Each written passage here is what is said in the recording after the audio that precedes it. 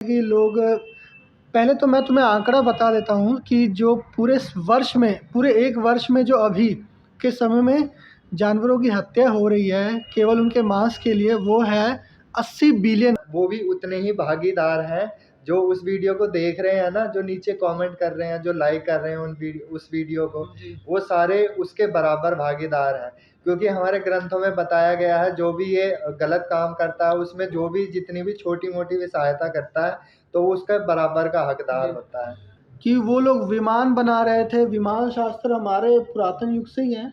और यहाँ पर रामायण का युद्ध लड़ा जा रहा है, रथ है, महल है बड़े। तो ये समझ के चलिए जो भारत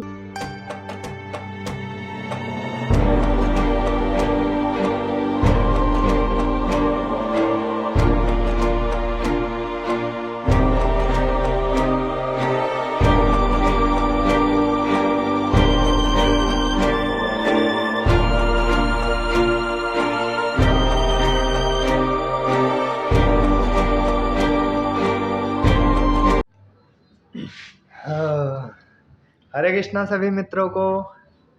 अनलॉक हिस्ट्री हरे पे कृष्ण जी। अनलॉक हिस्ट्री पे आपका बहुत बहुत स्वागत है।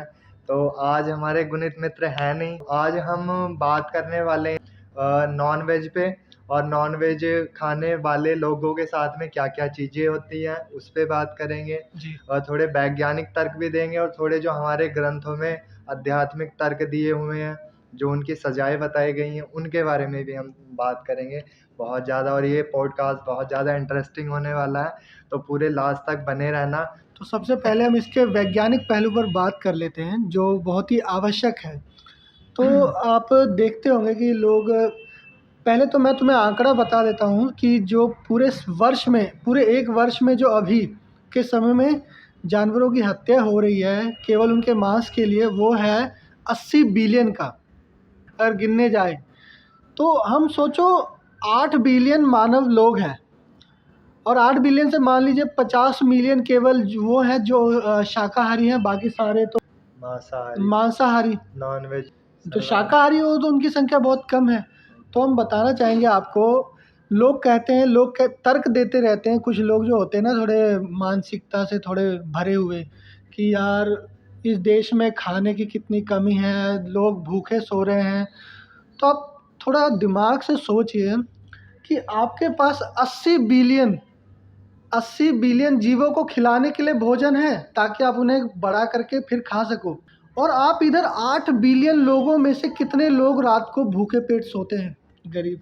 कितनी मतलब दुर्भाग्यपूर्ण बात है कि जो लोग तर्क देते हैं वो ये नहीं सोचते हैं कि 80 बिलियन जीवों को मैनेज कर रहे हो आप खाना, पर इधर 8 बिलियन में से कितने ही लोग, मतलब 1-1.5 बिलियन होंगे जो लोग रात को भूखे पेट सोते हैं, जो लोग गरीबी की श्रेणी में आते हैं, जिनके पास खाने के लिए भोजन नहीं है। क्योंकि भोजन कैसे होगा भाई साहब, क्योंकि आप लोग तो ज़्यादा से ज़्यादा आहार जो होता है, अन्न होता है, उसका 70% हिस्सा तो आप जीवों को खिला दे रहे हो ताकि आप उन्हें खिला पिला के बड़ा कर सको और फिर उन्हें खा सको। और ये भी ऐसा नहीं है कि वो खुद पैदा हो रहे हैं, वो जबरदस्ती पैदा किए जा रहे इस हैं। पे ये तर्क देते हैं कि मेरा एक मित्र है, वो तर्क देता है कि यदि इनकी संख्या बढ़ गई तो फिर ये हमारे लिए बुरी बात होगी। तो इन्हें ये पता होना चाहिए कि भारत के ज़्यादातर जो राज्य हैं, यहाँ पर कोई बिल्ली नहीं खाता, कुत्ता नहीं खाता, ठीक है, बिल्ली कुत्ता सांप ये सब नहीं खाता। पर आपने कभी सोचा है कि उनकी संख्या क्यों नहीं बढ़ती है? वो भी तो जीव हैं, वो भी तो इतने बच्चे, कुत्ते तो सबसे ज़्यादा बच्चे पैदा करते हैं। ये पॉइंट है, वैसे सोचने वाली बात है। अगर जो भी ऐसा कहते हैं ना लोग कि हाँ ऐसे उनको नहीं खाएंगे तो उनकी तादाद बढ़ेगी, ऐसे बहुत से जीव हैं जिनको नहीं खाते, उनकी तादाद क्यों नहीं बढ़ रही है? तो ये सोचने वाली बात है। तो ये यहाँ पर यही आ जाता है ना कि इससे ये बात गलत हो जाती है कि इनकी संख्या बढ़ जाएगी। इनकी संख्या हम बढ़ा रहे हैं जानबूझ के। जी। अब बात रही ये मतलब इनकी जो भक्षण हो रहा है अब इस पर बात करते हैं कि आप लोग जो मांस खा रहे हो, पहले तो देखिए हमारे संस्कृति में कहा गया है कि जैसा अन्न वैसा मन। आप जैसा भोजन खाओगे आपका मन भी वैसा होगा। आप सात्विक भोजन खाओगे तो आपके मन में सात्विक ख्याल आएंगे, आप मतलब गलत नहीं सोचोगे।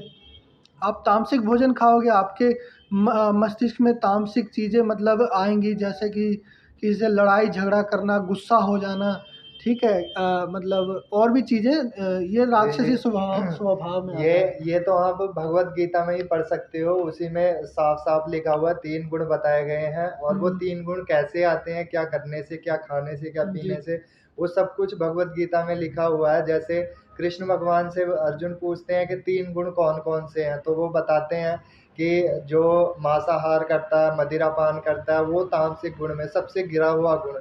जो लड़ाई झगड़े करते हैं और इधर उधर की बातें करते हैं, वो तामसिक लोग होते हैं।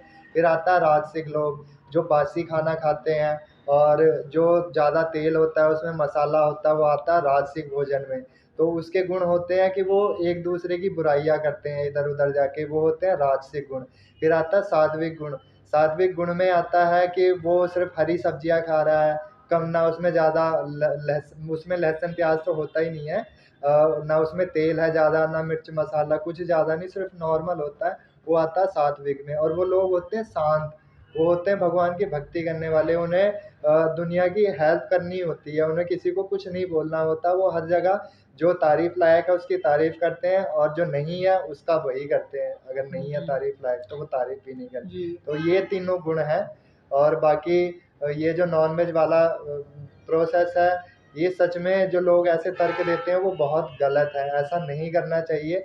आप एक बार मतलब हर चीज़ पे तुम वो बता देते हो, अपने अपने तर्क दे देते हो, कम से कम उस चीज़ को समझो, उसके बारे में पढ़ो, उसके बारे में जानो।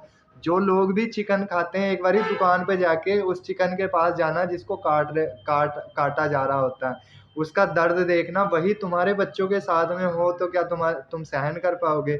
कोई अभी हम मानव है, इंसान है, हमसे भी बड़ा कोई ऐसा जीव आए जो हमारे सामने हमारे जी। बच्चे को खाए, तो आपको कैसा लगेगा? दुख होगा ना। वैसे ही उनको भी दुख होता है, बस अंतर इतना है कि उनकी भाषा हमारी भाषा अलग है, हम उनकी समझ नहीं पाते। वो जी। भी रोते हैं, चिल्लाते हैं, बोलते हैं मत करो मत करो, पर हम लोग नहीं समझ पाते हैं। तो प्लीज़ ये चीज़ें कम कर दो। और इनका ये तो हमने वैज्ञानिक तर्क दे ही दिया है, बाकी इनका आध्यात्मिक तर्क तो इतना भयानक है, जो यहाँ पे तो आप भोग ही रहे हो, आपने ऊपर भी जाके भोगना है। लोगों को लगता है बस यही एक लाइफ है, पर वो लोग मूर्ख हैं जो ऐसा कहते हैं कि यही एक लाइफ है। लाइफ तो और भी बहुत है, 84 लाख ऐसे ही नहीं कहा गया भगवत गीता में। जी को मिलेगा जो सात्विक आहार का सेवन करते हैं, वो मतलब उन्हें बुरी बीमारियां नहीं होती है। उनका विचार भी आप सुनोगे तो बहुत अच्छे अच्छे उनके विचार होते हैं। वो कभी भी डीमोटिवेट नहीं होते। वो मतलब स्थिर स्थिर स्वभाव के रहते हैं, जी ना जी जी। किसी से लड़ाई झगड़ा वैसा कुछ। और मैं यहाँ पर आपको ये बताना चाहूँगा कि ये जो एक स्लोगन दिया जाता है, संडे हो या मंडे रोज़ खाओ अंडे। आपको पता होना चाहिए कि जो अंडा है, एक तो पीरियड वेस्ट है, पहली बात। जो ये सफ़ेद अंडा होता है, जी क्यों जी पीरियड वेस्ट है? क्योंकि मुर्गियों को उसके लिए वो लोग अंडा देती रहे, उसके लिए उन्हें क्या कहते हैं, एक इंजेक्शन दे के उन्हें ना ऑल टाइम पीरियड। और आप ये समझो कि नेचुरली जो मुर्गी मतलब पूरे वर्ष में 12 से 15 अंडे देगी, वो मुर्गी से 250 अंडा दिलवाया जाता है।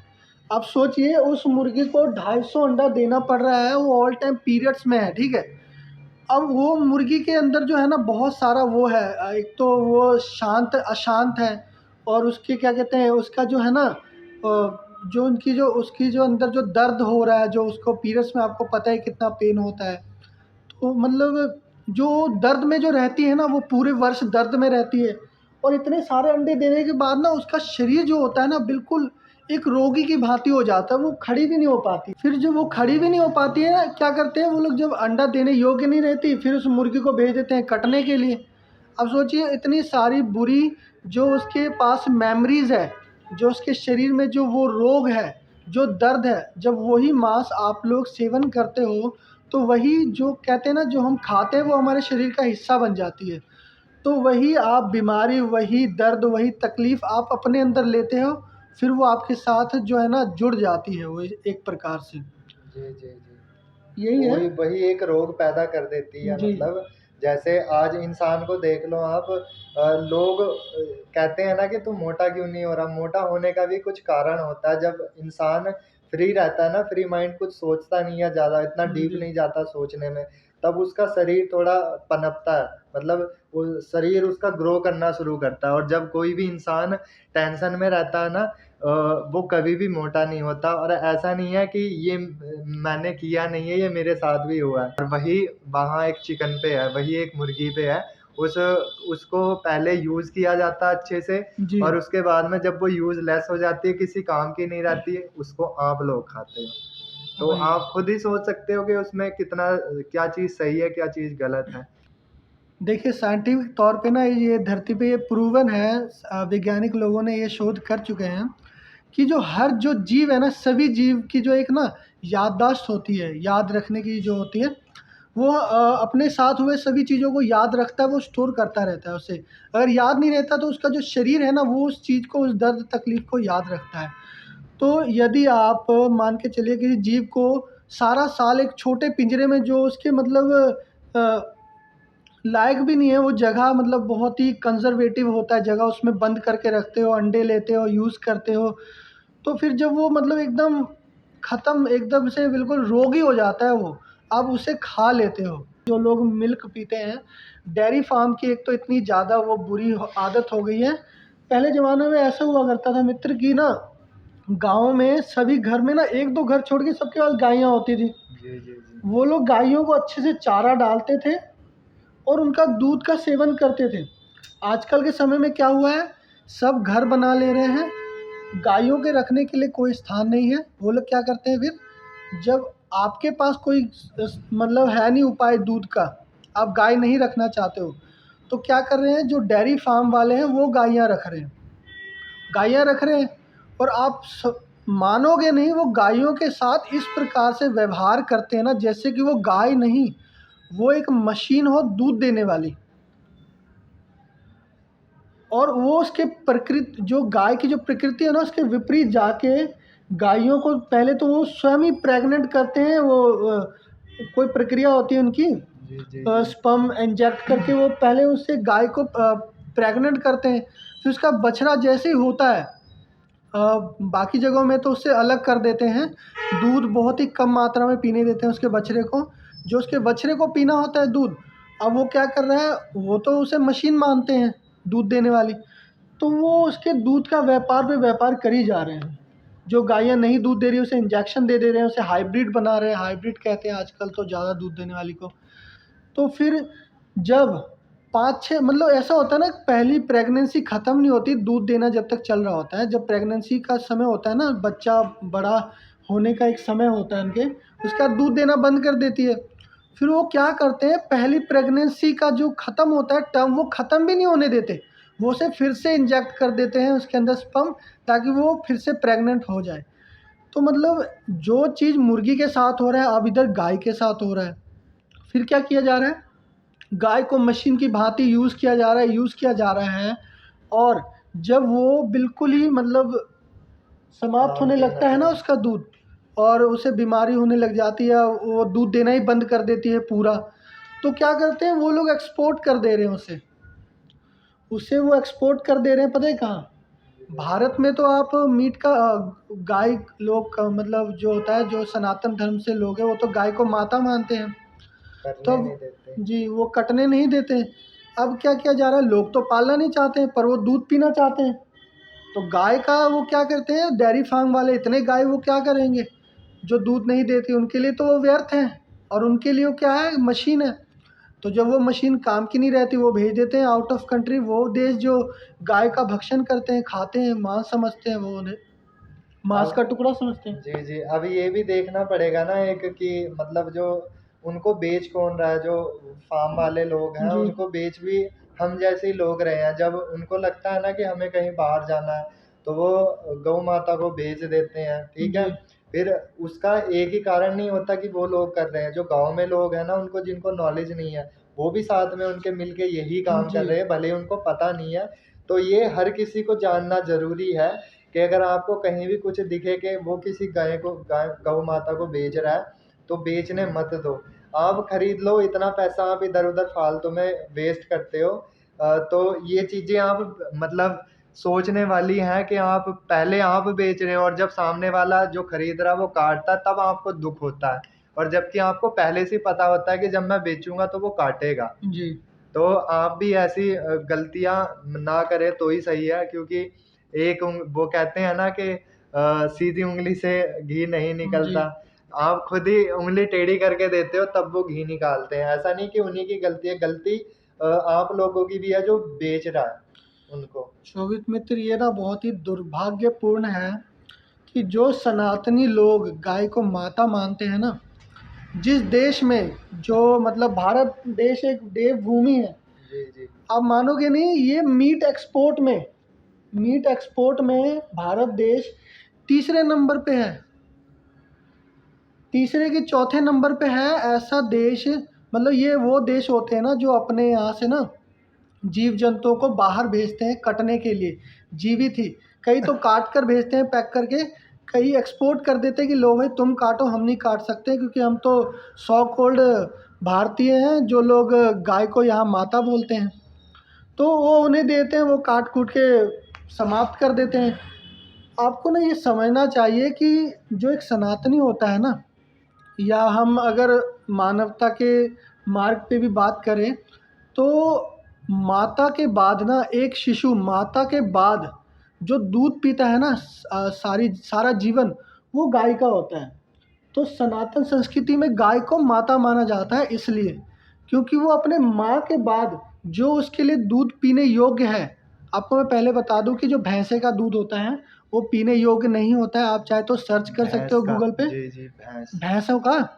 जी आप देखोगे, आप रिसर्च करो गूगल पे जाके, आप देखोगे कि बाहरली जो कंट्री है ना, जो वेस्टर्न कंट्रीज है, वो लोग भैंसों का दूध नहीं पीते, वो लोग गायों का दूध पीते हैं।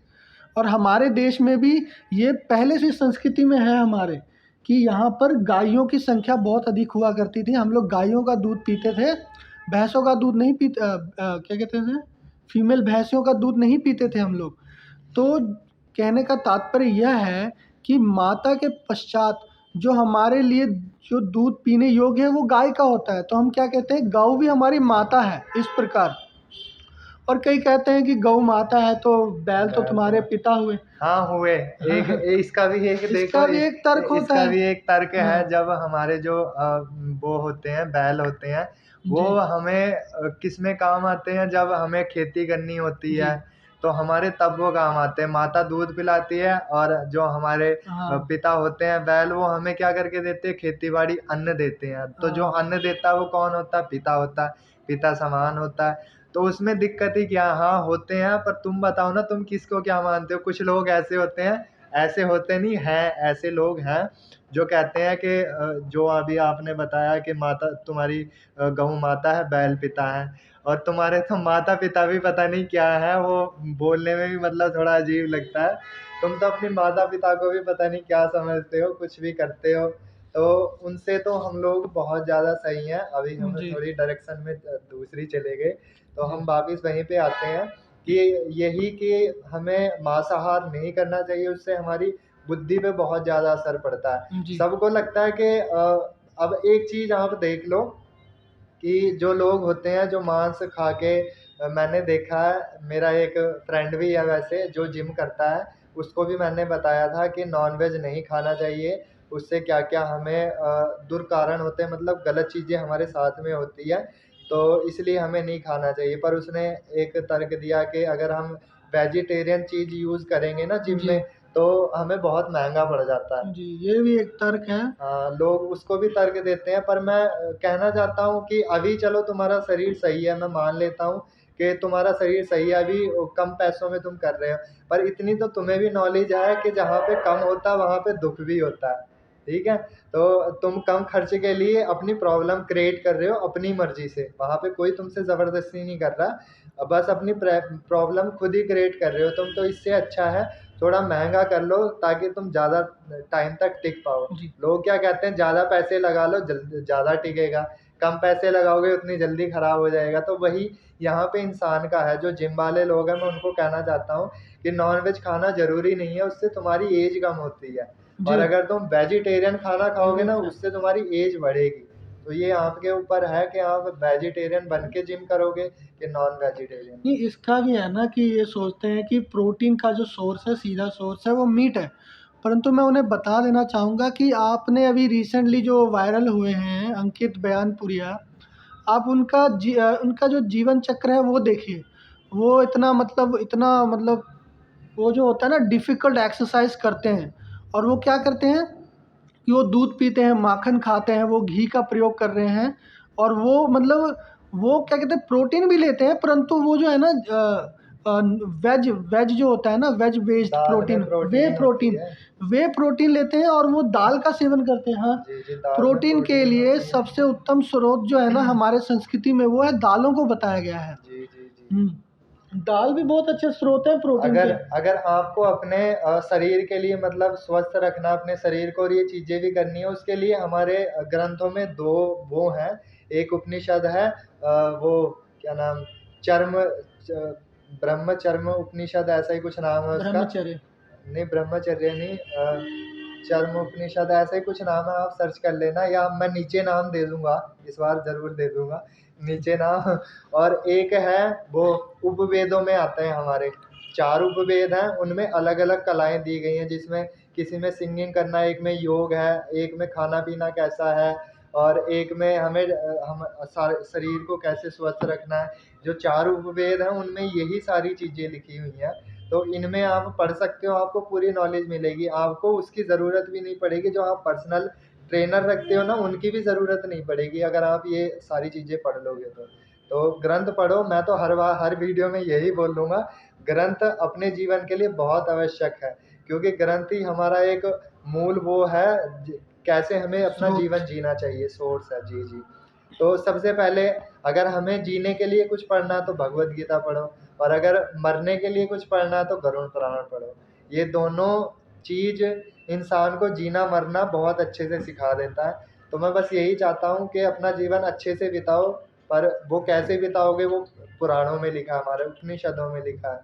तो इसलिए ये सारी चीज़ें ज़रूरी हैं, और जो अभी मांस-वास की ये जो चीज़ें चल रही हैं इनको बंद कर दो, ये सारी बेकार हैं।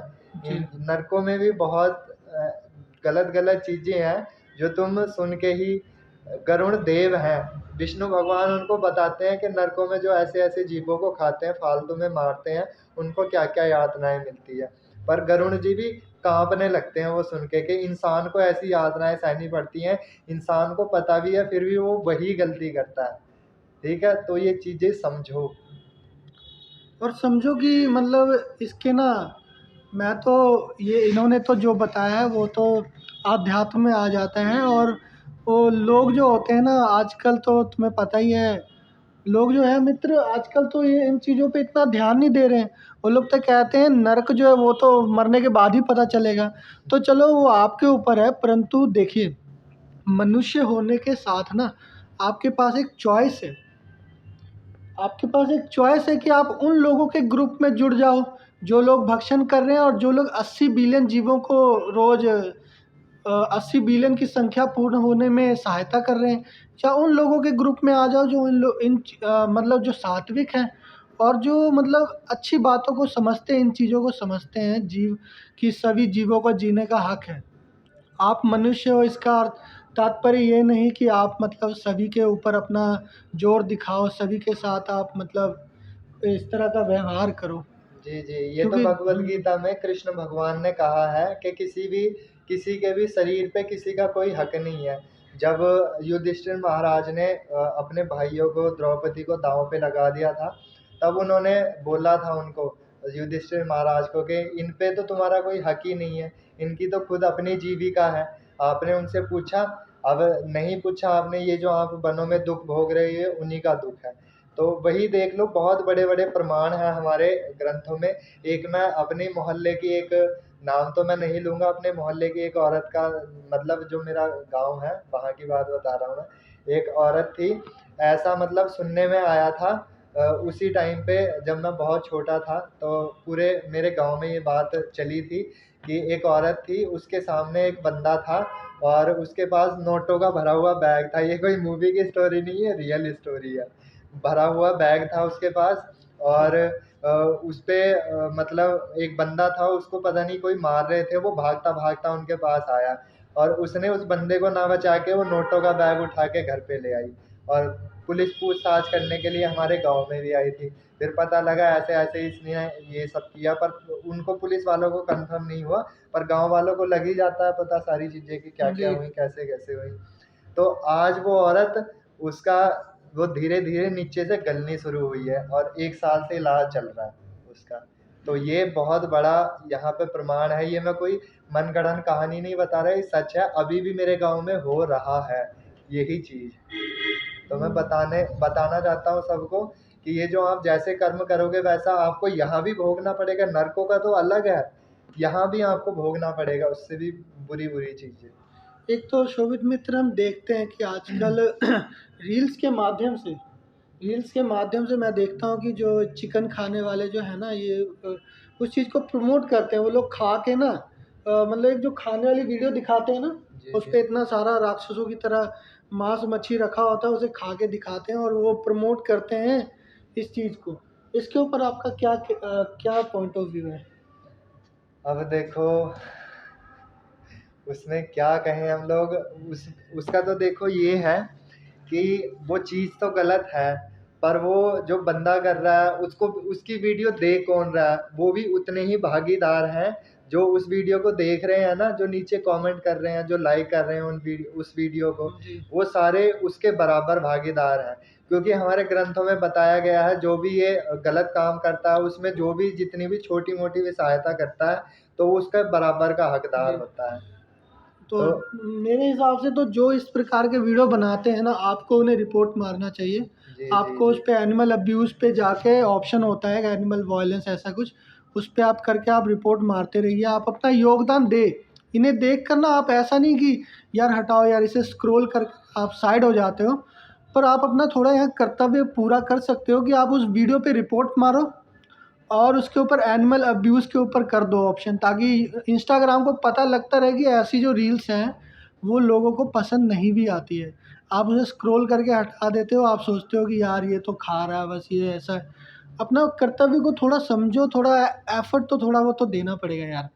जी जी जी। और एक मैं आपको ये भी बताना चाहूँगा कि जो नॉनवेज है, नॉनवेज ग्लोबलाइजेशन में भी अपना बहुत बड़ा योगदान दे रहा है। अब ये योगदान दे रहा है, ये कोई अच्छी बात नहीं है, बुरी बात है। जो हमारा जो वातावरण जो गर्म होता जा रहा है, गर्मियों में गर्मी बहुत अधिक बढ़ रही है। जी जी जी। इस पे कहते हैं कि ये गाड़ियाँ जो वाहन चलते हैं, ये जो फैक्ट्रियों का धुआं है, इससे ऐसा हो रहा है। परंतु आपको ये जो है ना, ये सिर्फ़ ऊपरी बातें दिखाई जा रही हैं। सत्य ये भी है, ये तो है ही कि फैक्ट्रियों का धुआं, ये सब जो वाहन, एक सत्य ये है, जो नॉन-वेज जो इंडस्ट्री है ना पूरी, इस नॉन-वेज इंडस्ट्री से वो लोग क्या कहते हैं, इन जीवों को पालने के लिए एक तो बहुत सारा अनाज उगाते हैं, जो कि बहुत ही अधिक होता है। क्योंकि समझ लीजिए 8 बिलियन के लिए जो पर्याप्त नहीं हो पा रहा है, वो 80 बिलियन का वो कर रहे हैं, मैनेज कर रहे हैं खाना, भोजन। तो उसके लिए क्या करें, वो बहुत अधिक उगाते हैं और जब उगाते हैं तो उसमें से अन्न निकालने के पश्चात जो बाकी चीज़ें होती हैं, उसे क्या करते हैं, वो जला देते हैं। और जो लकड़ियाँ, ज़्यादातर पेड़ काट के उनके लिए जो आश्रय बनाए जाते हैं, उन जीवों को पालने के लिए जो लकड़ी का प्रयोग किया जाता है इतना सारा, फिर जब वो जीवों का जो वो होता है, मल होता है, उससे फिर मीथेन बहुत सारा वायुमंडल में निकल के वायुमंडल में फैलता रहता है। तो ये भी एक फैक्ट है जो ग्लोबलाइजेशन को बहुत अधिक बढ़ा रही है। तो आप ये ना समझें कि मतलब ये हम इसलिए बोल रहे हैं क्योंकि हम चाहते हैं कि आप नॉनवेज को त्याग दें। आप अच्छा, अच्छा, मेरा एक प्रश्न है।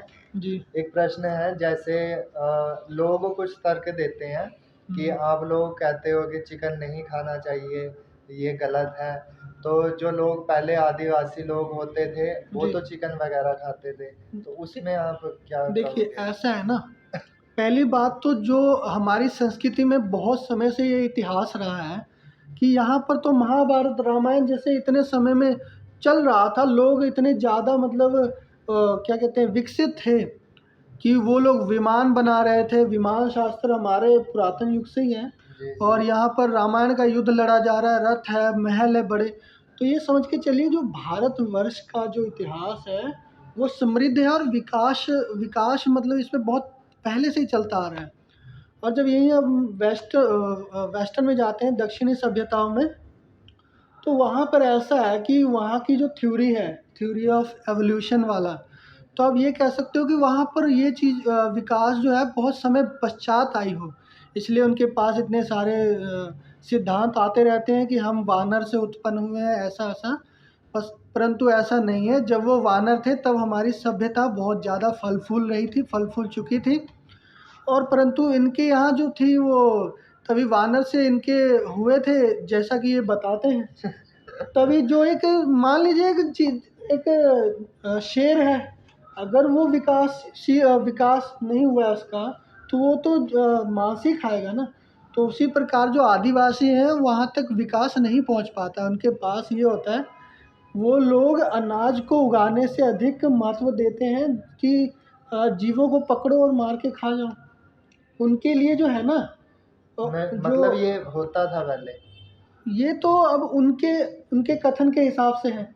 आदिवासी ऐसा नहीं है कि हमारे भारतवर्ष में भी जो राक्षस थे, जो राक्षस कुल वंश के जो बाकी जो लोग आते थे, वो भी जो आदिवासी होते थे ना, वो कई तो हैं राक्षस कुल से आ रहे हैं। हम्म, तो वो लोग भी ऐसा भक्षण करते हैं, ऐसी बात नहीं है कि नहीं करते। भारतवर्ष में भी ये इतिहास रहा है, जो राक्षस होते थे, राक्षस लोग भी तो भक्षण करते ही थे ना। और वहीं अब हम आ जाते हैं जो आदिवासी लोग हैं, वहाँ तक उन्हें ऐसा लगता है, क्योंकि हम किसी के कर्म को रोक नहीं सकते ना, वो अपने कर्म करेंगे ही। अब कर्म विकर्म वो तो अंतर उन्हें समझना पड़ेगा, तब समझेंगे ना जब वहाँ पर गुरुकुल पहुँचेंगे, वो जी जी गुरुकुल में शिक्षा लेंगे। अब वो गुरुकुल से शिक्षित नहीं है तो वो वन में करते हैं अपना शिकार करके, आदिवासी खाते हैं। देखो, जो मैंने इसके बारे में पढ़ा ना कि आदिवासी जो होते हैं, आदिवासी तो हमारे मतलब किसी ग्रंथ में ऐसा है नहीं कि आदिवासी जी होते थे।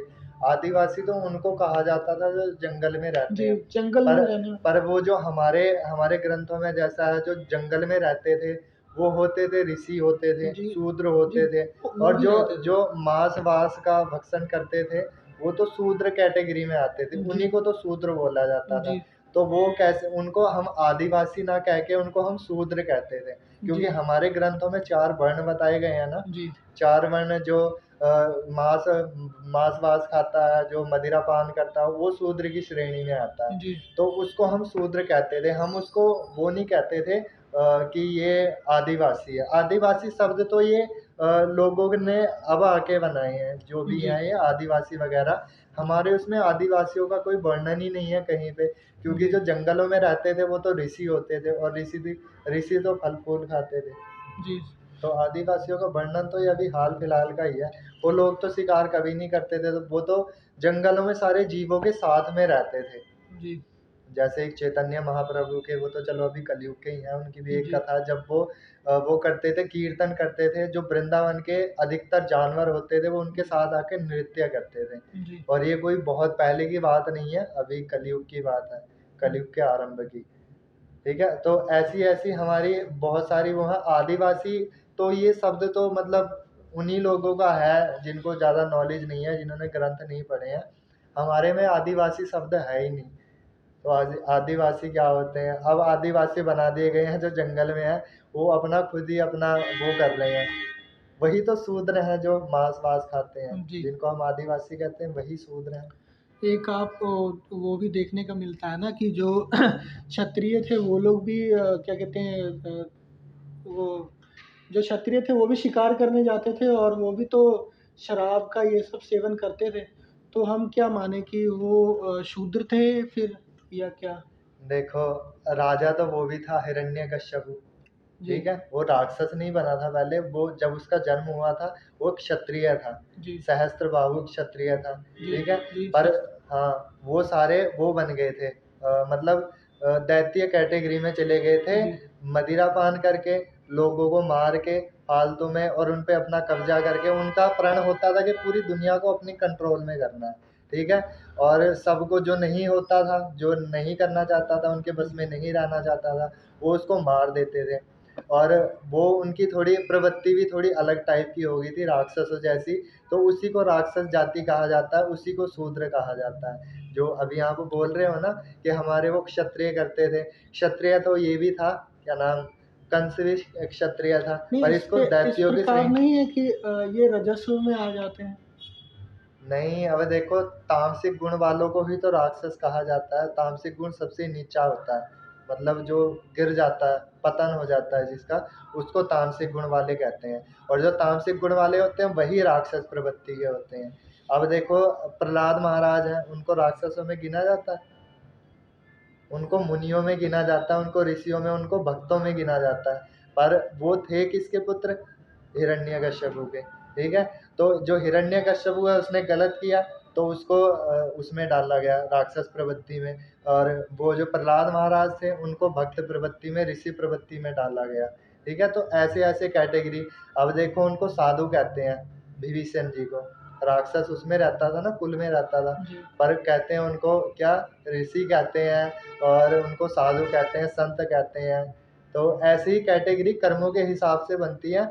ये दो चीज़ें देखी जाती हैं कि तुमने जन्म कहाँ लिया। हाँ, मेरा जो जन्म हुआ है उससे मैं शूद्र हूँ, और मेरे कर्म से मैं क्षत्रिय हूँ। ऐसे जी ऐसे भी होते हैं ना। कोई कोई लोग दो चीज़ें लगाते हैं, कोई कोई लोग एक ही लगाते हैं। जैसे हमारे ऋषि भी हुए, आपने अम्बरीश ऋषि का नाम सुना होगा। जी सुना है। पहले वो क्षत्रिय थे, फिर ब्राह्मण बन गए, और ब्राह्मण बनने में उन्होंने अपना जो क्षत्रिय नाम था उसको बिल्कुल विलुप्त कर दिया, खत्म कर दिया। फिर वो अपने आप को ऋषि कहते थे। उस पे एक युद्ध भी हुआ था बहुत बड़ा, कि उनका किसी ने आदर नहीं किया था कि ये तो एक क्षत्रिय है करके। पर वो कहते हैं मैं क्षत्रिय नहीं, मैं एक ऋषि हूँ, मैं मुनि हूँ। तो ये कैटेगरी कर्मों के हिसाब से डिसाइड होती हैं। अगर कोई क्षत्रिय है, उसने उस अपने गुणों से अलग जाके कोई कर्म किया है, तो वो वही बन जाता है। कृष्ण भगवान ने भगवत गीता में साफ साफ बताया कि शूद्र के घर में जो जन्म लेगा, पढ़ेगा, पढ़ाएगा, वेदों का अध्ययन करेगा, वो ब्राह्मण है।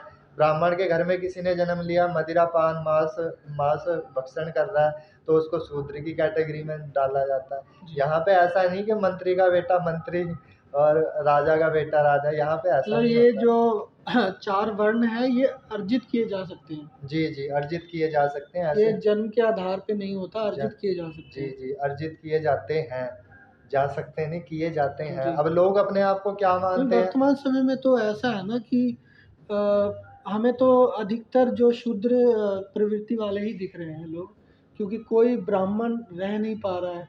क्योंकि ब्राह्मण रहने के लिए वर्तमान समय में बहुत अधिक जो जो मतलब कार्य जो करने चाहिए वो उनके लिए बहुत ऐसा लगता है कि बहुत ही कठिन है। देखो, कठिन तो पहले भी थे, अभी भी हैं। अब ये है कि और ज़्यादा हो गए हैं जी कठिन। लोगों को समझना मुश्किल हो गया। आज तुम कोई भी चीज़ ले लो, आप चावल ले आओ, प्लास्टिक बन रही है, प्लास्टिक के जी चावल बन रहे हैं। ठीक है, चीनी ले आओ, प्लास्टिक की बन रही है। दूध में बिरला पुट्टी मिला के वो दूध बेच रहे हैं। अब ऐसी ऐसी चीज़ें हो रही हैं, तो यहाँ पे देखा जाता है कि एक मतलब अगर किसी को संत बनना है तो वो संत बने कैसे? क्योंकि लोग उसको रहने नहीं देंगे। जी फिर भी बन सकते हैं। यही तो एक संत की प्रवृत्ति है कि वो कैसे बने। वो जो चीज़ें कर रहा है, सारी चीज़ें कर रहा है, वो अपने आप खुद करे, किसी और के भरोसे ना रहे कि मुझे ये करके दे। ठीक है, तो जो भी कार्य करे वो अपना वो खुद करे, ताकि उसको पूर्ण विश्वास रहे। ऐसा नहीं है कि तू दुकान पे जा रहा है और मेरे पास कोई ऑप्शन नहीं है, मैं सिर्फ दुकान से ही ला सकता हूँ। दूध वगैरह या जो भी आजकल चीज़ें चल रही हैं, कोई भी ऐसी चीज़ नहीं है जिसमें मिलावट नहीं हो रही है। हमारे यहाँ पे भाव की भी वैल्यू है कि जी किसका कैसा भाव है, उसी के अंतर में आके हम देखते हैं सारी चीज़ें। अगर इसका सही भाव है, हमारे पुराणों में ये तक लिखा हुआ है कि अगर सही भाव नहीं है तो उसको खाना नहीं चाहिए। जैसे बहुत सारी चीज़ें हैं कि अगर खाने में बाल गिर जाए तो उसको खाने को खाना ही नहीं चाहिए। जी खाने को अगर कोई लांग के ठोकर चले लग गए, जाए हाँ, तो ठोकर लग जाए, लांग के चले जाए, उसको नहीं खाना चाहिए। आज के लोग वो भी कर रहे हैं, कुछ नहीं होता ऐसा खा रहे हैं। और एक और चीज़, जब कोई मरता है तो उसके बाद में लोग मुंडन नहीं कराते हैं। गरुड़ जी पुराण में ये बहुत विशेष है, इसको बहुत विशेषज्ञ दी गई है। विष्णु भगवान बोलते हैं जो ऐसा नहीं करते हैं वो तो जाते ही हैं नर्क में, साथ में वो अपने पूर्वजों को भी नर्क भेजते हैं, जो ये नहीं करते। और जो पंडित ये कहते हैं ना कि ये ज़रूरी नहीं है, तुम रहने दो, ये भी कर सकते हो, ऑप्शन देते हैं जो, इनमें कोई ऑप्शन नहीं है। क्योंकि नियम बदले नहीं जा सकते, किसी भी उसके नियम जो हैं वही रहते हैं। तो ये जो लोग कहते हैं ना, मैं उन सबको कहना चाहता हूँ कि जो ऐसा कहते हैं कि ये करो, हमारे पंडित ने तो ये बताया है कि तुम ऑप्शन भी देते हैं कि ऐसा नहीं कर सकते तो ऐसा कर लो, ऐसा नहीं कर सकते तो ऐसा कर लो। ऐसा नहीं होता, अगर तुम्हारी क्षमता है वो करने की तो तुम्हें करना चाहिए। अगर तुम्हारी क्षमता नहीं है तो एक बार को सोचा जा सकता है, पर तुम ये नहीं कि मेरे बाल कट जाएंगे, वो मेरे दोस्त हैं मेरी मजाक उड़ाएंगे, ऐसा नहीं करना चाहिए। यही बहुत बड़ा पॉइंट है कि तुम किसी भी चीज़ को इतना वो मत बनाओ कि ये सही है ये सही नहीं है। जो सही है वही सही है। अपनी तरफ से तर्क मत लगाओ कि ये सही है ये सही नहीं है। ग्रंथ इसीलिए बनाए गए हैं ताकि हम इंसान उससे सीख पाएँ कि सही क्या है गलत क्या है। अगर तुम ग्रंथों को भी ठुकरा दोगे तो फिर तुम्हारे नर्क में जाने से तुम्हें कोई नहीं रोक सकता। कहा जाता है कि सत्य जो है ना कहा जाता है कि सत्य तीनों कालों में समान रहता है। चाहे जी, जी। सत्य को आप वर्तमान काल में जो समझ रहे हो, वही भविष्य में भी वही सत्य रहेगा। पास्ट और में भी वही वही। जो हमारे अ, भूतकाल जा चुके हैं उसमें भी वो वही था। जी, जी, जी। सत्य ऐसा होता है ना, सत्य में आप इस तरह समझ सकते हो, यदि मैं माता को माता बोलता था तो मैं माता को माता बोलता हूँ और बोलता रहूँगा। और माता और पुत्र ये दोनों सत्य हैं। ये जब भी ये दुनिया जितनी मर्जी आगे बढ़ जाए, एक माता और एक पुत्र ऐसे ही रहेगा। उसी प्रकार जो सत्य होता है, सत्य तीनों कालों में समान रहता है। तो आप इससे आप समझ सकते हो कि आप लोग कई सोचते होंगे ना कि सत्य और क्या है, असत्य क्या है।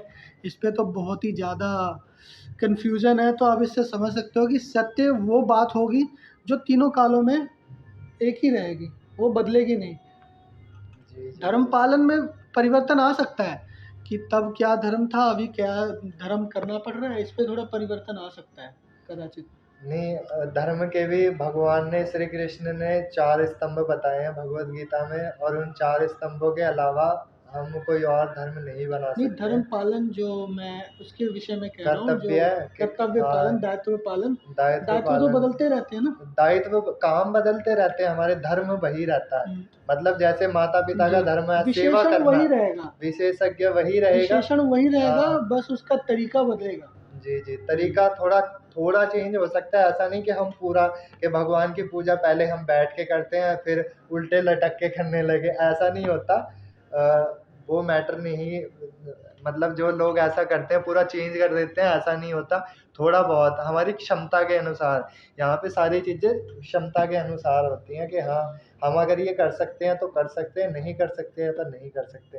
तभी भगवान ने साफ-साफ बताया कि सबसे ज़्यादा जो अच्छा दान है, मतलब जो एक गऊ दान के बराबर जो दान है वो एक तिल है, एक छोटा-सा तिल जो आप ₹5 का भी खरीद के दान कर सकते हो।